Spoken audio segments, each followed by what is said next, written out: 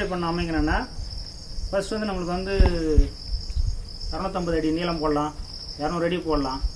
அப்படி ஃபஸ்ட்டு இடத்த வந்து பேஸ் பண்ணிவிட்டு எவ்வளோ இடம் தேவை அப்படின்ட்டு பண்ணிவிட்டு அதுக்கப்புறம் பார்த்தீங்கன்னா நம்ம வந்து அதுக்கு வந்து அடியில் இந்த மண் கொட்டணும். மண் கொட்டி 2 அடி ஹைட்டு 3 அடி ஹைட்டு நம்ம ஹைட்டு ஏற்றோம்னா, ஏன்னா பக்கத்துலேருந்து தண்ணி உள்ளே நுழையாமல் இந்த பக்கம் தண்ணி உள்ளே நுழையாமல் இருக்கிறதுக்கோசம் நம்ம என்ன பண்ணணும், ஹைட்டு ஏற்றணும்.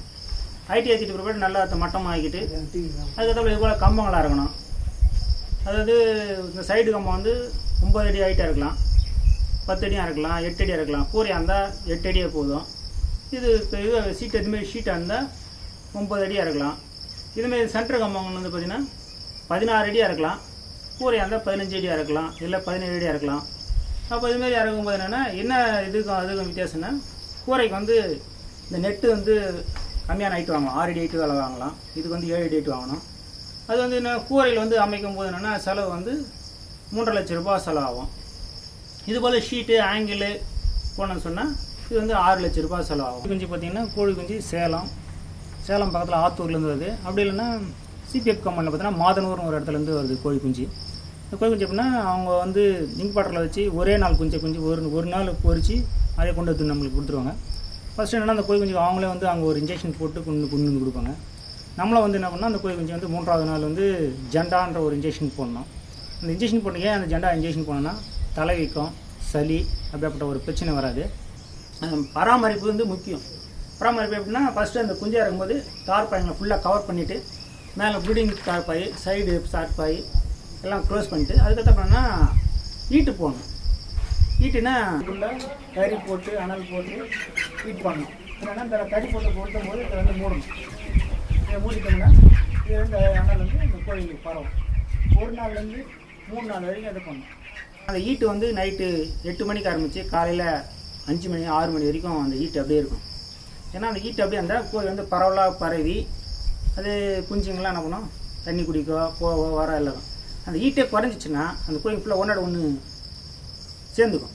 அப்போ சேர்ந்தும் போது என்னென்னா ஒன்று மிரிச்சு என்னென்னா மாட்டாட்டி அதிகமாக போகும், சாவு அதிகமாகும், கோழி குஞ்சுங்க செத்துடும். அதை நம்ம என்ன பண்ணோம், நைட்டில் வந்து அதை விழிச்சு இருந்து அதை விரட்டி ஒன்று பிரித்து விட்டுக்கணும். அதுக்கப்புறம் அந்த கோழி குஞ்சுங்களை நம்ம பிரித்து விட்டு அந்த ஈட்டு திருப்பி பராமரித்து இல்லை லைட்டு 200 வாட்ஸ் போட்டு லைட்டு 10வது அந்த ஈட்டு ஏற்றினோம்னா இந்த கோழி குஞ்சுங்களுக்கு வந்து ஃப்ரீயாக இருக்கும். எப்போவுமே நைட்டு ஃபுல்லாக அந்த ப்ரூடிங்குள்ளே சுற்றிட்டே இருக்கணும். அந்த ப்ரூடிங்குள்ளே ஃபஸ்ட்டு என்னென்னா பேப்பரை போடணும். அடியில் இந்த ப்ரூடிங் ரவுண்டு போட்டு ரவுண்டுக்கு அடியில் பேப்பர் போடணும். பேப்பரை போட்டு ஃபஸ்ட்டு நாள் வந்து என்ன பண்ணோன்னா சர்க்கரை கலந்து தண்ணியில் வைக்கணும். 1000 கோழிக்கு 1 கிலோ சர்க்கரை அப்படி கலந்து வச்சோம்னா கோழி குஞ்சுங்கன்னா அந்த ஃபஸ்ட்டு வரும்போது குளுக்கோஸ் சர்க்கரை கொடுத்தோம்னா இந்த கோழி வந்து வர டயர்டு, அதாவது கம்பெனி வேறு எங்கேயாவது இருந்து லாங்லேருந்து கொண்டு வருவாங்க கோழி குஞ்சு. அந்த கலைப்பில் வேணாங்கன்னா அது சோர்வாயிடும். அந்த சர்க்கரையும் குளுக்கோஸ் கொடுக்கும்போது என்னன்னா கொஞ்சம் நல்லா இருக்கும், ஃப்ரீயாக இருக்கும். அப்படி இல்லைன்னா சிலர் என்ன பண்ணுவாங்க, பனவெல்லம் கொடுப்பாங்க. பனவெல்லம் கரைச்சி கொடுத்தாங்கன்னா இன்னும் கோழி வந்து தெளிவாகிடும். அப்போ அந்த பராமரிப்பு என்னென்னா அந்த 3 நாள் வரைக்கும் அந்த ப்ரூடிங்கில் பேப்பர் இருக்கணும். அப்புறம் பேப்பர் ரிமூவ் பண்ணிடணும். ப்ரூடிங் வந்து ஒரு வாரம் வரைக்கும் இருக்கலாம். அந்த ஒரு வாரத்துக்குள்ளே நம்ம ஈட்டு ஏற்றி இது ஆகிட்டோம்னா கோழி நல்லா ஃப்ரீ ஆகிடுச்சுன்னா பட் ப்ரூடிங் பிரித்து இடையில ஃபஸ்ட்டு ஒரு 10 அடி ஒரு கம்பம், 2ஆவது நாள் 20 அடி, 3ஆவது நாள் 30 அடி, அப்படியே கொஞ்சம் கொஞ்சமாக 15 நாளுக்குள்ளே கொண்டு போய் கோழி ஃபுல்லாகிக்கணும். ஷெட்டு ஃபுல்லாகிக்கணும். ஷெட்டு ஃபுல்லாகிட்டா 15 நாளுக்கு ரோடு போயின்னா இந்தமாரி ட்ரிங்கரில் தண்ணி அதேமாரி பெரிய ஸ்பீடு டப்பா வந்து பெருசாக இருக்கும். ஃபஸ்ட்டு ட்ரிங்கர் கட்டுறதும் ஸ்பீடு கட்டுறதும் மாறி வரணும். ஒன்று வந்து அந்த சைடு வரணும், ஒரு ஸ்பீடு அந்த சைடு வரணும், ட்ரிங்க் அந்த சைடு வரணும். மாறி வரும்போது என்னென்னா ஏன் அதுமாரி மாறி வரணும்னு சொன்னால் அங்கே ஸ்பீடு சாப்பிடும், பட்டம் இங்கே தண்ணி சாப்பிடும். அந்த பக்கம் போனால் தண்ணி சாப்பிடும், இந்த பக்கம் போனால் தண்ணி சாப்பிடும். தண்ணி வந்து சுற்றி தண்ணி வரணும், சுற்றி ஸ்பீடு வரணும். அதேமாதிரி இந்த சென்டர் வரும்போது ஸ்பீடு அந்த பக்கம் போகும், இந்த பக்கம் போகும், இந்த பக்கம். அப்போ ஸ்பீடு வந்து சென்டராக இருந்துச்சுன்னா தண்ணி அப்படியே மாறி வரும்போது தண்ணி குடிக்கிறதுக்கு ஸ்பீடு சாப்பிட்றதுக்கு. ஏன்னா அந்த பிராய்லர் கோழி பொறுத்த வரைக்கும் என்னென்னா லாங்காக போகாது, சாப்பிடும் தண்ணி குடிக்கும் படுத்துக்கும், சாப்பிடும் தண்ணி குடிக்கும் படுத்துக்கும். அதுக்கப்புறம் இப்படியே இருக்கிற இதில் பார்த்தீங்கன்னா நம்ம வந்து 35 நாளுக்கு பிற்பாடு பார்த்தீங்கன்னா அதனுடைய இறப்பு சதவீதம் வந்து அதிகமாகும். அதுக்கு என்ன பண்ணணும்னா நம்ம வந்து பனவெல்லம் பாலும் கலந்து கொடுக்கும்போது கொஞ்சம் என்ன பண்ணோம், அந்த தன்மை குறையும். அதுக்கப்புறம் சளி பிரச்சனை வரும். அந்த சளி பிரச்சனை வரும்போது அந்த சளிக்கத்த மருந்து என்ன பண்ணணும், நம்ம டேங்க் வச்சுருப்போம். டேங்க்கு பக்கத்துலேயே ஒரு 200 அடி ஒரு சின்ன டேங்க், மினி டேங்க் ஒன்று வச்சுருப்போம். அந்த மினி டேங்கில் வேணால் அந்த சளி பிரச்சனை வரும்போது எப்போல்லாம் சளி பிரச்சனை வருதோ அப்போ அந்த சளி மருந்து அதை கலந்து ஒரு 2 ஹவர் அதுக்கு கொடுத்தோம்னா அந்த சளி பிரச்சனை சால்வ் ஆகிடும்.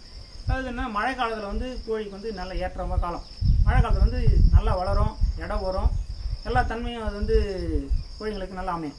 இப்போ கோடைக்காலம் வருதுன்னா, கோடைக்காலம் வரும்போது இதுமாரி ஷீட்லாம் வரும்போது கொஞ்சம் வந்து என்னென்னா அதிகமான இறப்பு தன்மைகள் அதிகமாகும். ஏன்னுக்குன்னா இந்த ஷீட்டில் இருக்கிற ஹீட் அப்படியே இறங்குறதுனால கோழிங்களுக்கு ஹீட் அதிகமாகிடும். அப்போ அதே ஒரு கூரை கொட்டான்னு சொன்னால் அந்த கூரையில் வந்து ஹீட் வந்து கீழே இறங்காது. ஹீட் இறங்காதனால அந்த கோழி வந்து அதிகமாக இருக்கும். இல்லை ஒரு கால் இதேமாரி ஷீட்டாக கட்டுறாங்கன்னா அந்த ஷீட்டுக்கு அடியில் ஓலை கட்டிட்டு கட்டலாம். அப்படி இல்லைன்னா பாக்கர்னு போடுவோம் தண்ணி தெளிக்கிறதுக்கு. அந்த பாக்கர் போட்டோம்னா ஒரு கம்பத்துக்கு ஒரு பாக்கர் போடணும். அந்த பாக்கர் வந்து ஸ்ப்ரே ஆகும்போது கோழிங்க மேலே விரட்டி விட்டு கோழிங்களை நினைக்கணும். அப்போ அந்த கோழிங்களை நினைக்கும் போதுனா கோழி நினைச்சிச்சின்னா அந்த ஹீட்டு கொஞ்சம் கொஞ்சமாக தனியும். மேலேயும் ஹீட் இல்லாமல் கீழே ரூமில் விட்டுக்கலாம். அதேமாரி பாக்கர் வந்து மேலே போடலாம். மேலே போட்டால் அந்த ஷீட்லேருந்து எல்லா ஷீட்டும் நினைஞ்சி கீழே வந்து சுட்டோம். அந்த காற்றுல வந்து இந்த பக்கம் அந்த பக்கம் வந்து குளுமையான காற்று வரும்போது பாதுகாக்கலாம். ஷீட்டு வந்து என்னென்னா நிரந்தரமாக இருக்கும். ரெண்டாவது பாதுகாப்பாக இருக்கும். ஒரு சேஃப்டி, ஏன்னா தீ விபத்து, ஏன்னா லைனே போகலாம், ஒன்றுக்கு அந்த லைன் வந்து ஷார்ட் ஆகி தீ பிடிக்கலாம். ஆனால் இந்த சிமெண்ட் ஷீட்டோ இல்லை இதுமாரி மோல்டிங் இந்த ஷீட்டை தகர ஷீட்டை போட்டோம்னா ஃபயர் ஆகிறதுக்கு எந்த விதமான ஆபத்தும் இல்லை. ஏன்னா தைரியமாக இருக்கலாம். ஏன்னா அது வந்து தீ பத்தாது. ஆனால் கூரையாக இருந்தால் தீ பற்றக்கூடிய தன்மை உண்டு. ரெண்டாவது நம்மளுக்கு விரோதமான ஆளுங்க வேறு ஏதாவது காரியங்கள் இருந்தால் அதுவும் ஃபயர் ஆகிறதுக்கு சான்ஸ் இருக்குது. அப்போனா எப்போவுமே கோழி பண்ணக்குள்ளே எப்பவுமே ஆள் இருக்கணும். அதாவது ஒரு கோழி குஞ்சு இறக்கிட்டோம்னா அந்த 42 நாள் 45 நாள் வரைக்கும் அந்த கோழி எடுக்க வரைக்கும் அந்த கோழின்னா 38 நாள்லேருந்து 43 நாள் 45 நாள் வரைக்கும் எடுப்பாங்க. அது வந்து என்னென்னா ஃபஸ்ட்டு எடை வரணும். 1 கிலோ 800 இல்லை ஒரு 2 கிலோ 200 அப்படி வரும்போது எடை வரும்போது எடுத்துடுவாங்க. அப்போ எடை வரும்போது எடுத்துட்டாங்கன்னா நம்மளுக்கு வந்து அந்த தீனியுடைய அளவு பார்ப்பாங்க.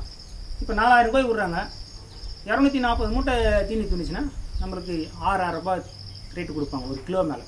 ஏன்னா நம்மளுக்கு வந்து கிலோ தான், ஒரு கிலோவுக்கு என்ன ரூட்டோ அதான் வளர்க்குறவங்களுக்கு வந்து விவசாயிங்களுக்கு வந்து என்னென்னா அந்த வளர்க்குற கோழியினுடைய தன்மைக்கு அந்த எடைக்கு அந்த தீனி எவ்வளோ இது ஆகுது அந்த தீனிக்கு இதெல்லாம் பார்த்து நம்மளுக்கு ரேட்டு கொடுப்பாங்க. அப்போ அந்த கோழி வந்து சாவாமல் பார்த்துக்கணும். அந்த கோழி இறப்பத்தன்மையை பார்த்து பார்த்துக்கணும். கழிவு காய்ச்சல் சளி அந்த பிரச்சனைலாம் வராமல் நம்ம என்ன பண்ணோம் பாதுகாப்பு பண்ணோம்னா சளி பிரச்சனை வரும்போது சளி மருந்து விடணும்.